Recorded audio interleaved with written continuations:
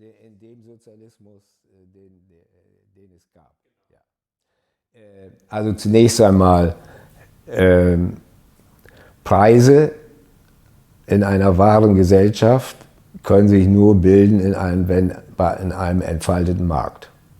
Ne? Da weiß man, nicht? Also angenommen, wir haben einen entfalteten Markt, Angebot und Nachfrage sind im Ausgleich, dann kann man erwarten, dass die Preise, die sich auf diesem Markt gebildet werden, die Arbeitszeit relativ widerspiegeln. Gab es aber in der DDR nicht. So, man hat dann versucht, also Selbstkosten haben eine große Rolle gespielt bei der Einschätzung des Preises. Also letztlich spiegelte das Preiskonzept in der DDR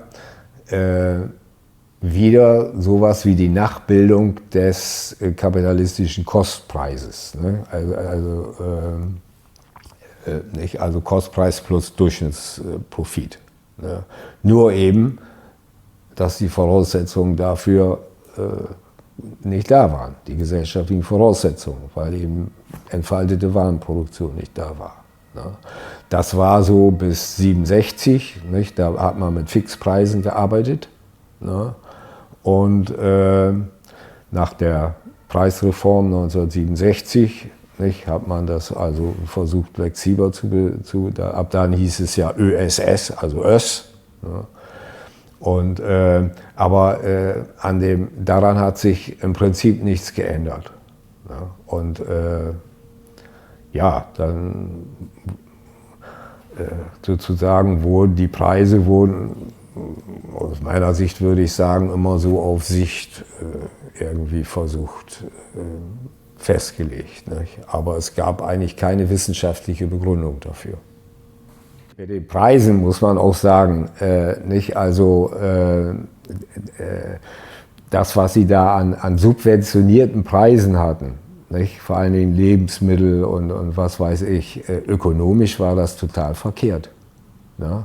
Und auch, dass also sozusagen ein Teil der Löhne subventioniert wurde, nicht?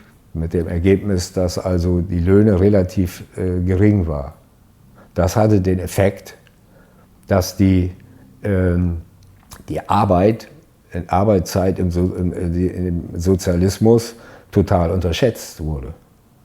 Ja? Denn es wurde ja angesetzt, spiegelverkehrt zum Kapitalismus. Im Kapitalismus wird auch der Fakt der Arbeit unterschätzt, weil ja nur die Hälfte, also das, was die Arbeitskraft kostet, wird bezahlt. Nicht? Und deswegen halt, wenn die Wahl haben zwischen zwei Technologien und sie merken, wenn Arbeit billig wie Dreck ist, dann werden sie sich für die arbeitsintensive Variante entscheiden. Ne? Und das ist spiegelverkehrt im Sozialismus genauso. Und das ist für den Sozialismus natürlich irrational. Ne? Also das kommt bei der Preisbildung auch noch dazu. Der Witz ist, ja, Kapitalismus und Kommunismus, nenne ich es mal, unterliegen beide dem Prinzip des proportionalen Arbeitsaufwands. Ne? Also das Prinzip, nicht? Die Einzelarbeiten werden abgeschätzt und danach die Gesamtarbeit eingeteilt. Ne? Nicht bei der autarken Bauernfamilie oder bei Robinson oder so geht das per Augenschein. Im Kapitalismus wird dieses Prinzip nur auf den Umweg über den Wert realisiert, kann es nicht direkt.